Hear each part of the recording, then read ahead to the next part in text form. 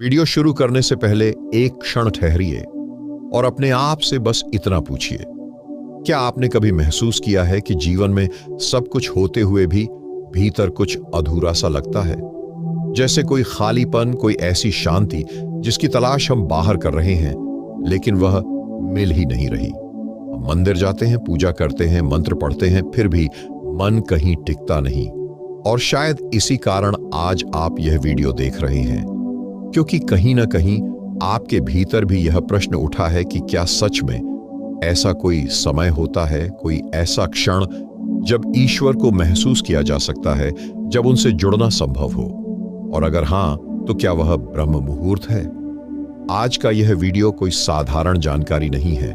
यह वह ज्ञान है जिसे सदियों तक गुरु शिष्य को कान में बताते थे।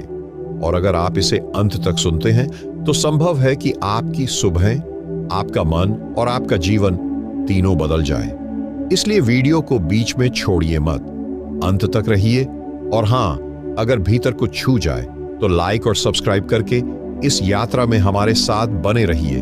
और अंत में एक छोटा सा कमेंट जरूर कीजिए, क्योंकि आपकी एक पंक्ति किसी और को भी इस मार्ग पर ला सकती है। अब समझिए, ब्रह्म मुहूर्त कोई घड़ी का समय नहीं है। यह केवल सुबह 4 बजे उठ जाने का नियम नहीं है। यह एक अवस्था है, एक ऐसी अवस्था जहां प्रकृति, मन और चेतना तीनों एक सी लय में होते हैं। हमारे शास्त्र कहते हैं कि ब्रह्म मुहूर्त वह समय है जब सृष्टि सबसे शांत होती है।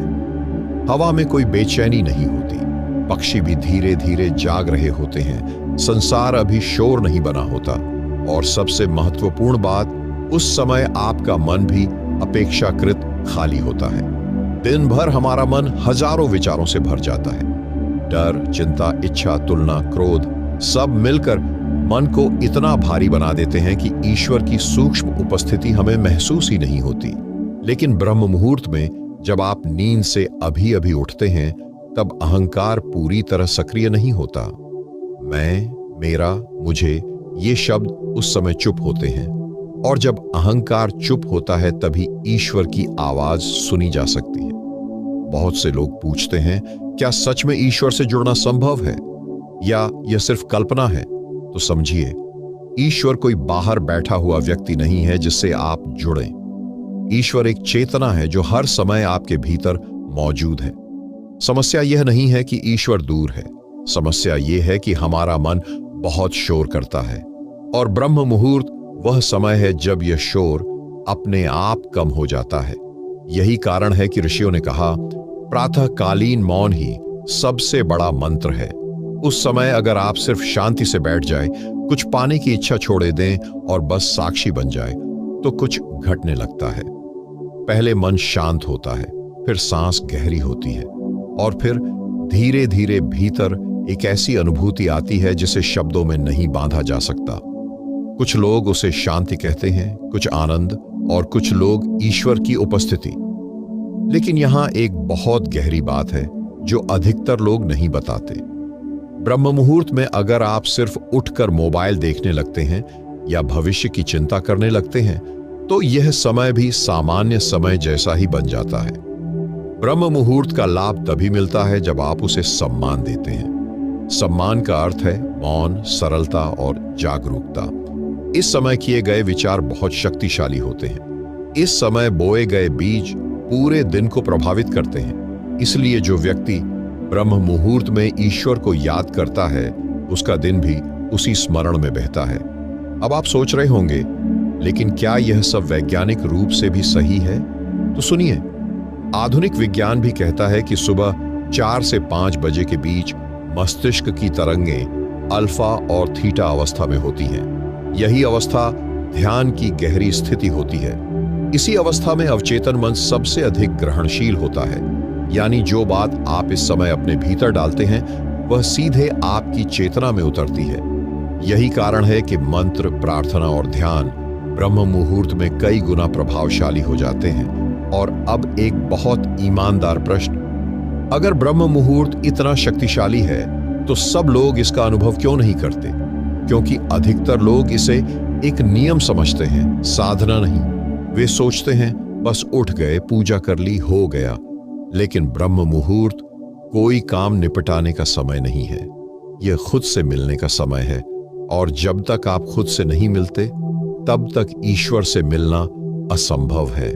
अब हम बात करेंगे कि ब्रह्म मुहूर्त में कौन सी एक छोटी सी गलती साधना को व्यर्थ कर देती है और कैसे कुछ लोग वर्षों तक उठते हैं फिर भी उन्हें शांति नहीं मिलती। लेकिन यहां एक ऐसी सच्चाई है जिसे जानकर अधिकतर लोग चौंक जाते हैं, और वह सच्चाई यह है कि ब्रह्म मुहूर्त में उठ जाना अपने आप में कोई साधना नहीं है। यह केवल शरीर का जागना है, चेतना का नहीं। असली समस्या यहीं से शुरू होती है। बहुत से लोग वर्षों तक सुबह 4 बजे उठते हैं, नहाते हैं, पूजा करते हैं, मंत्र पढ़ते हैं, फिर भी उनके भीतर वही बेचैनी, वही असंतोष, वही क्रोध और वही डर बना रहता है। तब वे धीरे धीरे यह मानने लगते हैं कि शायद ब्रह्म मुहूर्त एक भ्रम है या ईश्वर से जुड़ने की बातें सिर्फ किताबों में ही अच्छी लगती हैं। लेकिन सच्चाई यह नहीं है। सच्चाई यह है कि उन्होंने ब्रह्म मुहूर्त का उपयोग किया पर उसकी प्रकृति को समझा नहीं। ब्रह्म मुहूर्त में सबसे पहली और सबसे बड़ी गलती यह होती है कि हम उठते ही कुछ करने लगते हैं। मन तुरंत सक्रिय हो जाता है। कोई जप गिनने लगता है, कोई लक्ष्य सोचने लगता है, कोई बीते दिन की चिंता में डूब जाता है। जबकि ब्रह्म मुहूर्त का मूल स्वभाव है कुछ न करना। यह समय कर्म का नहीं, चेतना का है। यह समय शब्दों का नहीं, मौन का है। और यह समय ईश्वर को बुलाने का नहीं, स्वयं को खाली करने का है। ऋषियों ने बहुत स्पष्ट कहा था, जब पात्र भरा हो तो उसमें कुछ नहीं डाला जा सकता। हमारा मन दिन भर इतना भरा रहता है कि उसमें ईश्वर के लिए जगह ही नहीं बचती। और ब्रह्म मुहूर्त वह दुर्लभ क्षण होता है जब यह पात्र अपने आप थोड़ा खाली होता है। लेकिन जैसे ही हम उठकर योजनाएं बनाने लगते हैं, मोबाइल देखने लगते हैं या जबरदस्ती मंत्र ठूंसने लगते हैं, वह खालीपन फिर भर जाता है। समझिए, इस बात को बहुत गहराई से, ईश्वर से जुड़ना कोई क्रिया नहीं है, ये एक घटना है। और घटनाएं तब घटती हैं जब आप उन्हें होने देते हैं, न कि जब आप उन्हें मजबूर करते हैं। ब्रह्म मुहूर्त में अगर आप केवल शांत होकर बैठ जाएं, रीढ़ सीधी रखें, आंखें हल्की बंद हों और बस अपनी सांस को महसूस करें, तो कुछ समय बाद मन अपने आप धीमा होने लगता है। विचार आते हैं लेकिन आप उनसे लड़ते नहीं, आप उन्हें देखते हैं जैसे बादल आते जाते हैं। यही देखने की अवस्था साक्षी भाव कहलाती है, और यही साक्षी भाव ईश्वर से जुड़ने का पहला द्वार है। अब यहां एक बहुत सूक्ष्म लेकिन निर्णायक बात है जो अधिकतर साधक नहीं समझ पाते। जब मन शांत होने लगता है तो अहंकार घबरा जाता है। उसे लगता है कि उसका अस्तित्व खतरे में है, इसलिए वह तरह तरह के विचार लाता है, कभी डर, कभी लालच, कभी नींद, कभी संदेह। और यहीं अधिकतर लोग हार मान लेते हैं। वे सोचते हैं कि यह सब बेकार है, कुछ नहीं हो रहा। लेकिन वास्तव में उसी क्षण कुछ बहुत गहरा घटने ही वाला होता है। याद रखिए, शांति से पहले अशांति आती है, मौन से पहले शोर बढ़ता है और प्रकाश से पहले अंधकार गहरा लगता है। जो व्यक्ति इस चरण को पार कर लेता है वही ब्रह्म मुहूर्त का वास्तविक फल चखता है। और वह फल कोई चमत्कार नहीं होता, बल्कि एक बहुत सरल अनुभूति होती है। सब ठीक है, बिना किसी कारण के मन हल्का हो जाता है, भीतर एक स्थिरता आती है, और उसी स्थिरता में पहली बार ईश्वर को बाहर नहीं, भीतर महसूस किया जाता है। बहुत लोग पूछते हैं, क्या उस समय कोई दर्शन होता है, कोई आवाज आती है, कोई प्रकाश दिखता है? तो सच ये है कि अगर आप ऐसे अनुभवों की अपेक्षा करेंगे तो आप चूक जाएंगे, क्योंकि ईश्वर का अनुभव अक्सर बहुत साधारण होता है, इतना साधारण कि मन उसे महत्व ही नहीं देता। लेकिन वही साधारण अनुभव जीवन को भीतर से बदल देता है। अब समझिए, ब्रह्म मुहूर्त की सबसे बड़ी शक्ति क्या है। इस समय आप जो भी भावना लेकर बैठते हैं वह आपके अवचेतन में गहराई से बैठ जाती है। अगर आप डर लेकर बैठे तो डर मजबूत होगा। अगर आप कृतज्ञता लेकर बैठे तो जीवन में सहजता बढ़ेगी। और अगर आप समर्पण लेकर बैठे तो धीरे धीरे अहंकार पिघलने लगता है। इसीलिए आर्षियों ने कहा, ब्रह्म मुहूर्त में मांगो मत, बस झुको। क्योंकि जहां झुकना है वहां मांगने की जरूरत नहीं पड़ती। लेकिन यहां एक और रहस्य है जो इस समय को और भी शक्तिशाली बना देता है। ब्रह्म मुहूर्त में प्रकृति स्वयं ध्यान में होती है। सूर्य अभी उगा नहीं होता, चंद्रमा की शीतलता बनी रहती है और पृथ्वी की ऊर्जा सबसे संतुलित होती है। इसीलिए इस समय किया गया ध्यान केवल मानसिक नहीं रहता, वह शारीरिक और ऊर्जात्मक भी हो जाता है। शरीर हल्का लगता है, सांस गहरी हो जाती है और कई बार आंखें बंद होते हुए भी भीतर एक उजास महसूस होता है। अगर आपने कभी यह अनुभव किया है कि सुबह सुबह बिना किसी कारण मन अच्छा लग रहा है, तो समझ लीजिए कि आपने ब्रह्म मुहूर्त को छू लिया है। और अगर नहीं किया तो निराश मत होइए, क्योंकि यह अभ्यास का विषय नहीं, संवेदनशीलता का विषय है। जितना आप जबरदस्ती करेंगे उतना यह दूर जाएगा, और जितना आप सहज होंगे उतना यह निकट आएगा। अब यहां रुककर मैं आपसे एक बहुत ईमानदार प्रश्न पूछना चाहता हूं। क्या आप ब्रह्म मुहूर्त में सच में ईश्वर से जुड़ना चाहते हैं या सिर्फ परिणाम चाहते हैं? क्योंकि अगर आप सिर्फ परिणाम चाहते हैं, शांति, सफलता, समाधान, तो मन बीच में ही थक जाएगा।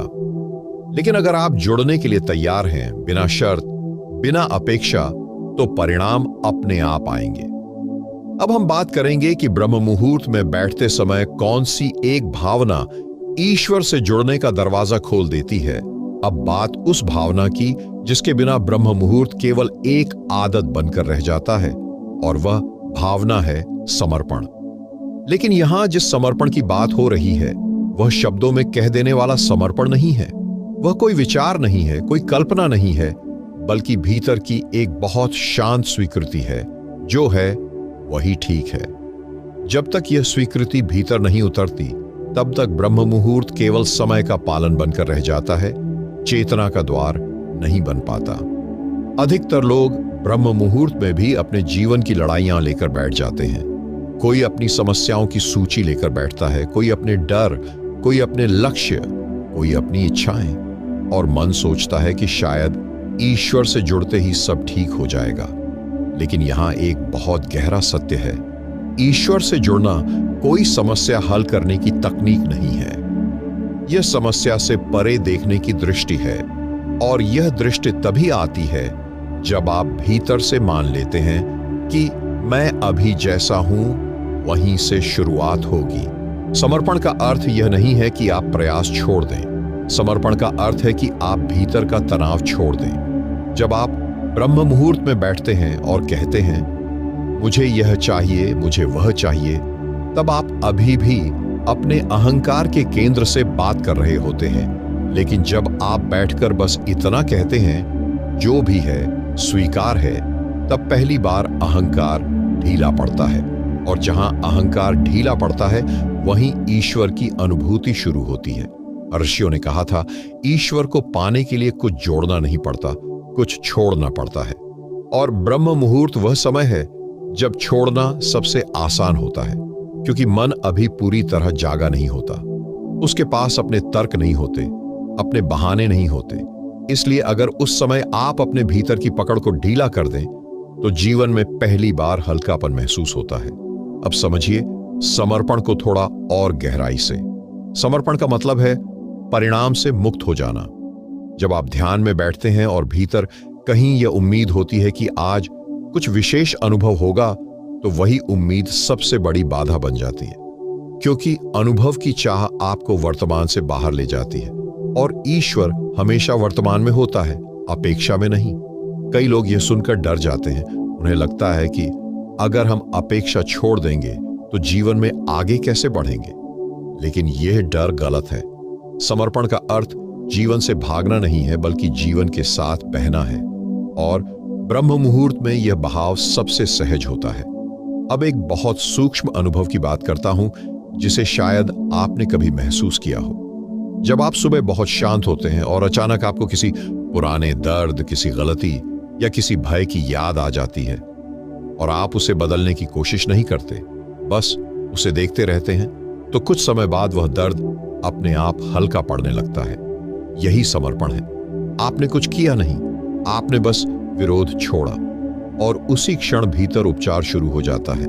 यही कारण है कि कई बार लोग कहते हैं मुझे समझ नहीं आया कैसे, लेकिन ब्रह्म मुहूर्त में बैठने से मन बदलने लगा, क्योंकि वहां कोई जबरदस्ती नहीं होती, वहां कोई सुधार नहीं होता, वहां सिर्फ स्वीकार होता है। लेकिन यहां एक और गहरी परत है। समर्पण केवल भावनाओं का नहीं, पहचान का भी होता है। दिन भर हम अपने नाम, अपने रिश्ते, अपनी भूमिका से खुद को जोड़कर रखते हैं। मैं ये हूं, मैं वह हूं। लेकिन ब्रह्म मुहूर्त में अगर आप कुछ क्षण के लिए भी इन पहचानों को ढीला कर दें, तो भीतर एक खाली स्थान खुलता है, और वही खाली स्थान ब्रह्म का द्वार है। शास्त्रों में कहा गया है, शून्य ही पूर्णता है, और ब्रह्म मुहूर्त में यह शून्य पहली बार महसूस होने लगता है। यह शून्य डरावना नहीं होता, यह बहुत शांत होता है। ऐसा लगता है जैसे आप कहीं गिर नहीं रहे, बल्कि घर लौट रहे हों। अब आप सोच रहे होंगे, लेकिन क्या हर कोई यह अनुभव कर सकता है? हां, कर सकता है, लेकिन इसके लिए एक बहुत ईमानदार शर्त है। आपको खुद से झूठ बोलना बंद करना होगा। अगर आप भीतर से बेचैन हैं, तो ब्रह्म मुहूर्त में बैठकर यह मत कहिए कि मैं शांत हूं। अगर आप दुखी हैं, तो दुख को स्वीकार कीजिए, क्योंकि ईश्वर अभिनय से नहीं, सत्य से जुड़ता है।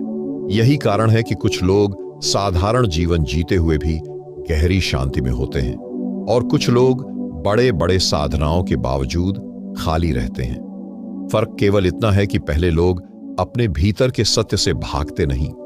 ब्रह्म मुहूर्त में समर्पण का एक संकेत यह भी है कि आप समय की चिंता छोड़ दें। आप यह न देखें कि ध्यान को कितनी देर हो गई। आप यह न सोचें कि अब उठना चाहिए। जब आप समय भूल जाते हैं, तभी आप समय के पार जाते हैं, और जब समय के पार जाते हैं, तब पहली बार ईश्वर को किसी रूप में नहीं, एक उपस्थिति के रूप में महसूस किया जाता है। ऐसी उपस्थिति जो कुछ कहती नहीं, लेकिन सब बदल देती है।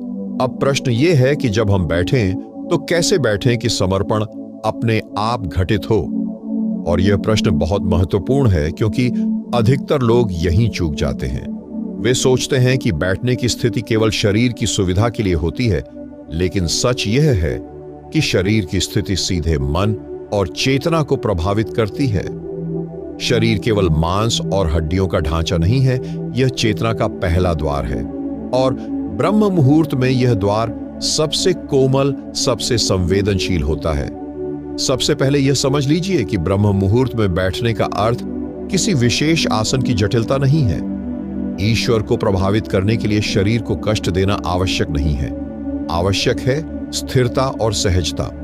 जब शरीर स्थिर होता है, तभी मन स्थिर होने की संभावना बनती है, और जब मन स्थिर होता है, तभी समर्पण घटित हो सकता है। रीढ़ की सीधाई यहां केवल योग की तकनीक नहीं है, यह एक प्रतीक है। सीधी रीढ़ का अर्थ है भीतर कोई झुकाव नहीं, कोई दबाव नहीं, कोई तनाव नहीं। जब आप सीधा बैठते हैं, तो श्वास अपने आप गहरी होने लगती है, और गहरी श्वास का अर्थ है जीवन को पूरा स्वीकार करना। लेकिन यहां एक बहुत सूक्ष्म बात है। अगर आप शरीर को जबरदस्ती सीधा रखते हैं, तो भीतर प्रतिरोध पैदा होता है, और अगर आप बहुत ढीले पड़ जाते हैं, तो चेतना फिसलने लगती है। इसलिए सही स्थिति वही है जहां शरीर जागृत हो, लेकिन तनाव मुक्त हो। अब आंखों की बात करते हैं। ब्रह्म मुहूर्त में आंखें पूरी तरह बंद करना कई बार नींद को बुला लेता है, और पूरी तरह खोलना मन को बाहर खींच लेता है। इसलिए आंखों को हल्का सा बंद रखना, जैसे आप किसी गहरी बात को सुन रहे हों, यही सबसे संतुलित अवस्था है। इससे आप भीतर भी रहते हैं और जागे भी रहते हैं। अब सांस पर ध्यान दीजिए, लेकिन सांस को बदलने की कोशिश मत कीजिए। यही सबसे बड़ी भूल होती है। जब आप सांस को नियंत्रित करने लगते हैं, तब आप फिर से करने लगते हैं। ब्रह्म मुहूर्त में सांस को बस देखा जाता है, बदला नहीं जाता। आप देखेंगे कि कुछ ही समय में सांस अपने आप गहरी, धीमी और लयबद्ध हो जाएगी, और उसी लय में मन भी ढलने लगेगा। अब एक और बहुत महत्वपूर्ण तैयारी है आंतरिक ईमानदारी। ब्रह्म मुहूर्त में बैठते समय अपने आप से यह झूठ मत बोलिए कि आज मैं बहुत शांत हूं, या आज मुझे कुछ अनुभव होगा। बस इतना कहिए, मैं जैसा हूं वैसा ही बैठ रहा हूं। यह वाक्य भीतर एक बहुत बड़ा बोझ हटा देता है। याद रखिए, ईश्वर को प्रभावित करने के लिए आपको बेहतर बनने की जरूरत नहीं है, आपको सिर्फ सच्चा होने की जरूरत है। अब जब शरीर स्थिर है, सांस सहज है और मन को कोई भूमिका नहीं निभानी, तब धीरे धीरे भीतर एक मौन उतरने लगता है। यह मौन अचानक नहीं आता। पहले विचार धीमे होते हैं, फिर उनके बीच छोटे छोटे अंतराल आने लगते हैं और उन्हीं अंतरालों में पहली बार आप स्वयं को महसूस करते हैं, बिना नाम, बिना कहानी, बिना पहचान। यही एक बहुत रोचक अनुभव होता है। कई लोगों को इस अवस्था में हल्का डर लगने लगता है। उन्हें लगता है जैसे वे खो रहे हैं, लेकिन वास्तव में वे खो नहीं रहे होते। वे पहली बार अपने सीमित रूप से बाहर निकल रहे होते हैं और अहंकार को यही सबसे ज्यादा डराता है। अगर उस समय डर आए तो उससे लड़िए मत, बस उसे भी देखने दीजिए। डर को भी समर्पण की अनुमति दीजिए, क्योंकि समर्पण केवल सुंदर भावनाओं के लिए नहीं होता, असहज भावनाओं के लिए भी होता है। ब्रह्म मुहूर्त की एक और विशेषता यह है कि उस समय भीतर की दबाई हुई बातें ऊपर आने लगती हैं। कभी कोई पुरानी स्मृति, कभी कोई अधूरा भाव, कभी कोई अनकहा दुख, और यहीं बहुत लोग उठ जाते हैं। वे सोचते हैं कि ध्यान उन्हें बेचैन कर रहा है, लेकिन सच्चाई यह है कि ध्यान उन्हें साफ कर रहा होता है। जैसे गंदा पानी पहले हिलाने पर और गंदा दिखता है, वैसे ही मन भी पहले अस्थिर होता है। लेकिन अगर आप बैठे रहते हैं तो वही गंदगी नीचे बैठने लगती है और ऊपर शांति दिखाई देने लगती है। यही कारण है कि ब्रह्म मुहूर्त में बैठने के लिए धैर्य सबसे बड़ा गुण है। यहां जल्दी किसी नतीजे पर पहुंचने की जरूरत नहीं होती। यहां केवल उपस्थित रहना पर्याप्त होता है। अब एक और रहस्य सुनिए। जब आप बिना किसी उद्देश्य के, बिना किसी मांग के बस बैठे रहते हैं, तो भीतर कहीं बहुत गहरे स्तर पर एक भरोसा जन्म लेने लगता है। एक ऐसा भरोसा कि जीवन मेरे खिलाफ नहीं है, और यही भरोसा ईश्वर से जुड़ने का सबसे बड़ा संकेत है। क्योंकि ईश्वर से जुड़ना कोई दृश्य नहीं है, कोई अनुभव नहीं है, कोई आवाज नहीं है। ईश्वर से जुड़ना एक विश्वास की शांति है, ऐसी शांति जो परिस्थितियों पर निर्भर नहीं होती। अब सबसे सूक्ष्म प्रश्न यह है कि जब कुछ भी विशेष महसूस न हो, तब कैसे जाने कि जुड़ाव हो रहा है? क्योंकि अधिकतर लोग यहीं आकर भ्रमित हो जाते हैं। उन्हें लगता है कि अगर ध्यान में कोई अनुभव नहीं हुआ, कोई प्रकाश नहीं दिखा, कोई कंपन नहीं हुआ, कोई विशेष आनंद नहीं आया, तो शायद कुछ भी नहीं हुआ। और यही सबसे बड़ी भूल है। ब्रह्म मुहूर्त की साधना अनुभवों की खोज नहीं है, बल्कि परिवर्तन की पहचान है। जो परिवर्तन भीतर बहुत धीरे धीरे होता है, इतना धीरे कि मन उसे तुरंत पकड़ नहीं पाता। ईश्वर से जुड़ने का सबसे पहला संकेत यह नहीं होता कि आपको कुछ दिखाई दे, बल्कि यह होता है कि आपकी प्रतिक्रिया बदलने लगती है। जहां पहले आप तुरंत क्रोधित हो जाते थे, वहां अब थोड़ा रुकने लगते हैं। जहां पहले चिंता तुरंत पकड़ लेती थी, वहां अब एक खाली सा अंतराल आ जाता है। और उसी अंतराल में पहली बार आप स्वतंत्र महसूस करते हैं। यह बहुत साधारण लगता है, इसलिए लोग इसे महत्व नहीं देते, लेकिन यही साधारण परिवर्तन सबसे बड़ा चमत्कार होता है। ब्रह्म मुहूर्त में जब आप बिना अपेक्षा के बैठते हैं, तो भीतर एक गहरा पुनर्संयोजन शुरू हो जाता है। जैसे कोई अदृश्य हाथ आपकी उलझी हुई डोरियों को धीरे धीरे सुलझा रहा हो। आपको यह प्रक्रिया दिखती नहीं, लेकिन उसका प्रभाव जीवन के हर क्षेत्र में दिखाई देने लगता है। एक दिन आप पाएंगे कि आप अकेले बैठकर भी बेचैन नहीं हैं। एक दिन आप पाएंगे कि आपको हर समय कुछ साबित करने की जरूरत नहीं लग रही।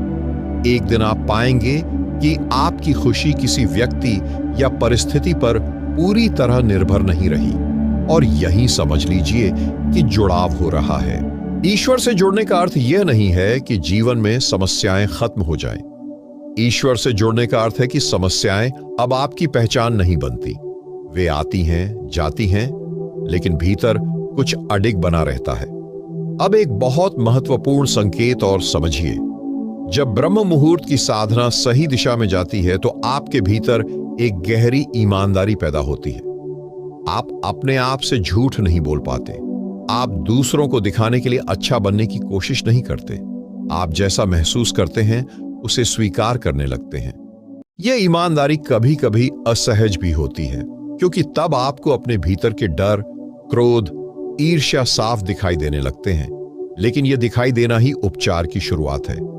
कई लोग इस चरण में घबरा जाते हैं। वे सोचते हैं कि ध्यान उन्हें खराब बना रहा है, लेकिन सच्चाई यह है कि ध्यान आपको सच दिखा रहा है, और सच दिखना ही परिवर्तन का पहला कदम होता है। ब्रह्म मुहूर्त में जुड़ाव का एक और संकेत यह है कि आपको मौन से डर नहीं लगता। पहले जहां चुप्पी भारी लगती थी, अब वही चुप्पी विश्राम देने लगती है। आप हर खाली क्षण को भरने की जरूरत महसूस नहीं करते। धीरे धीरे आपकी दृष्टि बदलने लगती है। आप चीजों को पहले की तरह अच्छा बुरा में नहीं बांटते। आप समझने लगते हैं कि हर अनुभव कुछ सिखाने आया है, और यही समझ आपको भीतर से परिपक्व बनाती है। अब यहां एक बहुत गहरी बात है जिसे बहुत कम लोग स्वीकार करते हैं। जब ईश्वर से जुड़ाव गहरा होता है तो आपके पुराने लक्ष्य भी बदलने लगते हैं। जो चीजें कभी बहुत महत्वपूर्ण लगती थीं, वे अब उतनी पकड़ नहीं बनाती, और कुछ ऐसी चीजें जिन्हें आपने कभी महत्व नहीं दिया था, जैसे शांति, सरलता, सत्य, वे अचानक बहुत मूल्यवान लगने लगती हैं। यह परिवर्तन बाहर से देखा जाए तो स्लो लगता है, लेकिन भीतर यह बहुत तेज होता है। बस मन को उसकी गति समझने में समय लगता है। अगर आप यह सोच रहे हैं कि मैं तो रोज ब्रह्म मुहूर्त में बैठता हूं, फिर भी मुझे कुछ महसूस नहीं होता, तो मैं आपसे यही कहूंगा, महसूस करने की चिंता छोड़ दीजिए। बस ईमानदारी से बैठे रहिए, क्योंकि जो सबसे मूल्यवान होता है वह अक्सर सबसे शांत तरीके से आता है। एक दिन अचानक, बिना किसी घोषणा के, आप पाएंगे कि जीवन पहले जितना भारी नहीं रहा। आप अभी भी वही काम कर रहे होंगे, वही रिश्ते होंगे, वही चुनौतियां होंगी, लेकिन आप उनके भीतर फंसे नहीं होंगे। अब अंतिम बात यह समझना आवश्यक है कि ब्रह्म मुहूर्त केवल सुबह का समय नहीं, जीवन जीने की एक अवस्था है। और जब यह बात भीतर उतर जाती है, तब यह साधना केवल सुबह 4 बजे तक सीमित नहीं रहती, बल्कि आपके पूरे दिन, आपके व्यवहार, आपके संबंधों और आपके निर्णयों में धीरे धीरे प्रवाहित होने लगती है। यही ब्रह्म मुहूर्त की पूर्णता है। अगर यह केवल सुबह की आदत बनकर रह जाए तो वह अधूरी है, लेकिन अगर उसकी सुगंध दिन भर बनी रहे तो वही ईश्वर से वास्तविक जुड़ाव है। ब्रह्म मुहूर्त में जो मौन आप छूते हैं, वही मौन आपको दिन के शोर के बीच भी उपलब्ध होने लगता है। अब शोर खत्म नहीं होता, लेकिन वह आपको भीतर से तोड़ नहीं पाता। लोग वही रहते हैं, परिस्थितियां वही रहती हैं, पर आपकी पकड़ बदल जाती है। यही संकेत है कि साधना समय से निकलकर चेतना में उतर चुकी है। अब एक बहुत व्यावहारिक सत्य समझिए। ईश्वर से जुड़ने का अर्थ यह नहीं है कि आप संसार से अलग हो जाएं। ईश्वर से जुड़ने का अर्थ है कि आप संसार में रहते हुए भी उसके गुलाम न रहें। आप कार्य करते हैं लेकिन तनाव के बिना। आप संबंध निभाते हैं लेकिन अपेक्षाओं के बोझ के बिना। और आप निर्णय लेते हैं लेकिन भय के दबाव के बिना। जब ब्रह्म मुहूर्त की साधना सही दिशा में जाती है तो आपके भीतर एक आंतरिक गुरु जागने लगता है। अब आपको हर बात के लिए बाहर से उत्तर नहीं चाहिए होता। अब आपको भीतर से एक स्पष्टता मिलती है, क्या करना है और क्या छोड़ना है। और यह स्पष्टता किसी किताब से नहीं आती, यह शांति से आती है। बहुत से लोग इस चरण पर आकर पूछते हैं, अब आगे क्या? और यही प्रश्न बताता है कि वे अभी भी भविष्य में जी रहे हैं। जब ब्रह्म मुहूर्त जीवन की अवस्था बन जाता है, तब आगे क्या का प्रश्न अपने आप गिर जाता है, क्योंकि तब आप इस क्षण में इतने पूर्ण होते हैं कि आगे की चिंता अप्रासंगिक हो जाती है। अब यहां एक बहुत सुंदर परिवर्तन घटता है। आप दूसरों को बदलने की कोशिश छोड़ देते हैं। आप खुद को सुधारने की हड़बड़ी छोड़ देते हैं, और इसी छोड़ने में सबसे बड़ा सुधार घटित हो जाता है। ईश्वर से जुड़ाव का अंतिम फल कोई शक्ति नहीं, कोई सिद्ध नहीं, कोई विशेष पहचान नहीं है। उसका अंतिम फल है सरलता। आप सरल हो जाते हैं, आप कम दिखावा करते हैं, आप कम साबित करते हैं और अधिक सच्चे हो जाते हैं। और जब कोई व्यक्ति सच्चा हो जाता है तो ईश्वर उससे अलग नहीं रह सकता, क्योंकि ईश्वर भी सत्य है और सत्य सत्य को पहचान लेता है। अब इस पूरी श्रृंखला को एक वाक्य में समझिए। ब्रह्म मुहूर्त में आप ईश्वर को खोजने नहीं जाते, ब्रह्म मुहूर्त में आप खुद को छोड़ने जाते हैं। और जब आप खुद को छोड़ते हैं तो वही बचता है जिसे ईश्वर कहा जाता है। अगर आपने इस पूरी यात्रा को शुरू से अंत तक सुना है, अगर कहीं भीतर कुछ हिला है, अगर किसी एक वाक्य ने आपको रोककर सोचने पर मजबूर किया है, तो समझ लीजिए कि जुड़ाव शुरू हो चुका है।